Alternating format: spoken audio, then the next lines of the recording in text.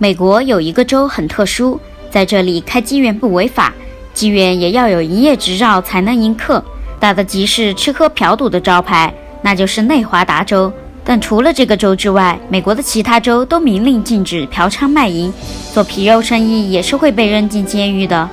美国对卖淫行为的认定很宽松，只要小姐同意用钱来换性，就会被认为是卖淫罪，不管进行到哪一步都一样。同样，一个男人要求性交易并获得准许，则可视为进行嫖娼，哪怕脱了裤子没办事儿，被抓到照样要蹲大牢。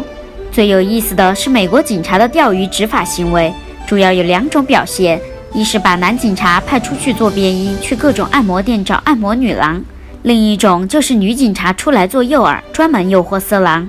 美国警方会找局里模样最漂亮的女警察扮演站街女，专门来钓好色男人上钩。女警察根本不用做什么，只需在身上揣好一支录音笔，把色狼想要交易的语音录下来，就算完成任务，因为这就算证据固定成功。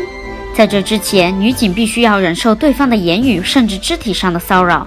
但只要对方表达出交易的想法，下一秒马上会从周围冲出来几个男警察，把这些个没眼力的男人拷走。站街女则会再换一个地方继续请君入瓮，有些警方甚至会直接按照广告来应聘按摩女郎。模样好的女警察一旦应聘成功，往往就能把这儿的皮条客给一窝端了。这活干得简直漂亮，你以为是来找小姐放松一下，其实是小姐找你去喝茶。